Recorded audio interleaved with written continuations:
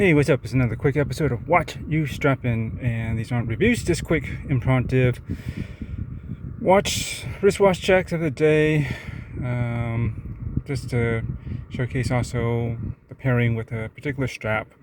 That's pretty much it. Yeah, maybe help give you guys who have a similar watch or just want some ideas for straps, some options here. Anyways, and some ideas. So this is the Farer Universal, or just Farer, I guess. Not many people call it Farer Universal fully.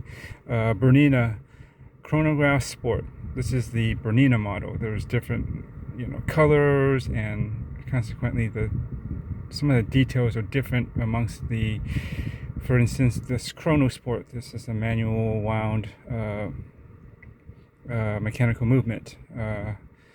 There's no automatic rotor in this, but there are other executions. I think at least 2, maybe 3 other colors.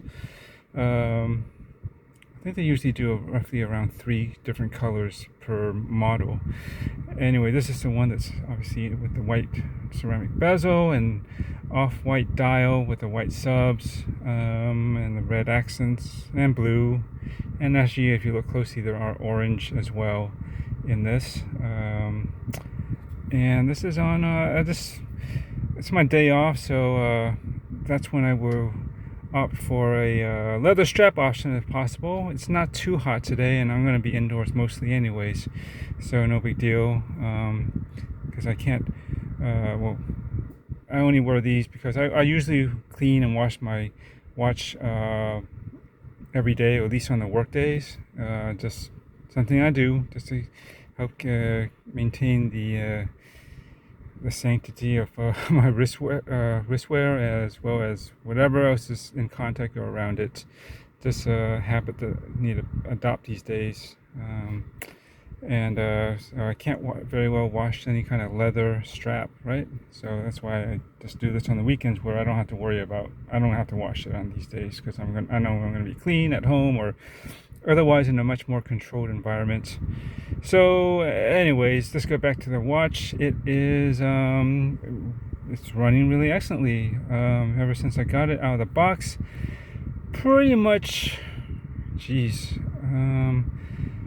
about half a second a day, plus half a second a day, averaging maybe at most 1.5, if even that.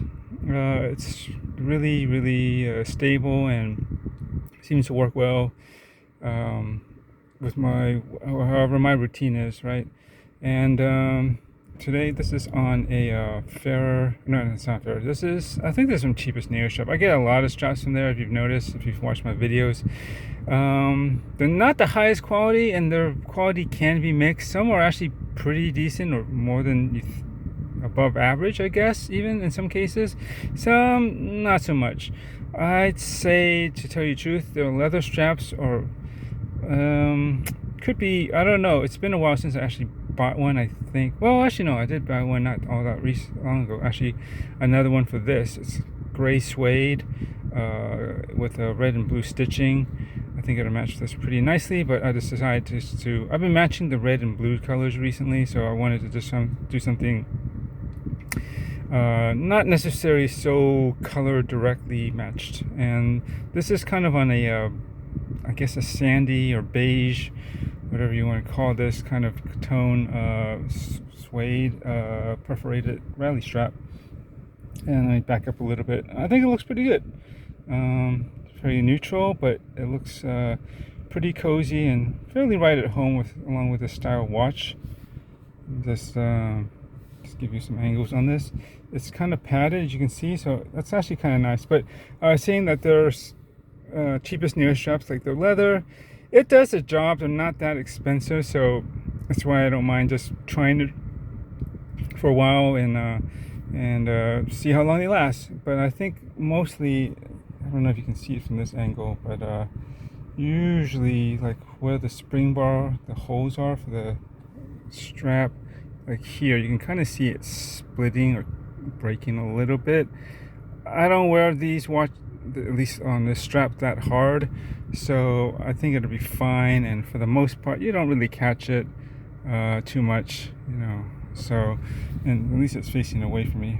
But I'd say that those areas near the spring bar areas can get a little bit loose or broken or split sort of. So yeah, it's not the best. I mean, it does have stitching here, so it should keep it together, but that area directly around the hole, which is, I guess, generally along the sides, or I guess would you consider it waxed or something? It's kind of sealed. They can kind of, they can kind of break apart a little bit, and sometimes the seals or areas around the leather straps, not just this, but some of the other ones can get, doesn't seem necessarily the best quality, but you know, for the price that you get, and you should usually buy them in bulk, because you get an extra 20% discount once you get 5 up. And I'm not sponsored by them by any way, so I just pay for all this stuff, including all my watches, as you may know by now, by myself. So yeah, but I'm just throwing it out there. I think they're worth looking at. They have a lot of variety, and you don't want to break the bank and get a lot of strap options. It's not too bad to just go there and just give it a try. And you know, if it does, sorry, the glasses on my lap are slipping. Just give it a try, and if they last, they last. If they don't, they're not that expensive to replace. And maybe if you do like that particular style, you might be able to find, and it is falling apart for some reason really badly. I haven't had one super bad, but I'm just saying, if you get to that point, and you really like the style, you could probably find something similar for a little bit higher quality, and not have to worry about it, and you can just replace it more permanently. But that's the way leather straps are, except for depends on the type, and maybe the highest quality ones, they may last quite a bit longer. But you know, leather in general, it's not gonna probably hold up like a metal bracelet, which I am waiting for this watch.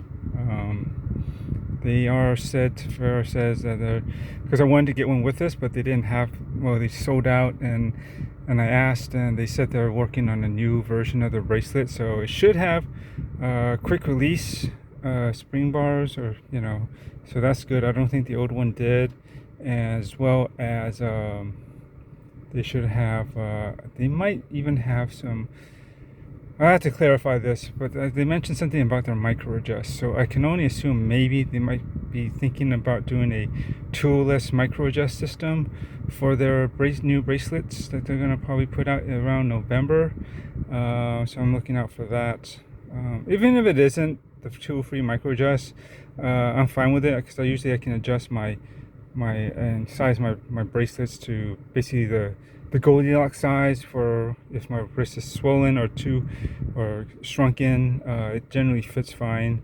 I don't have that much of a expanse or shrink on my wrist if and when it does happen.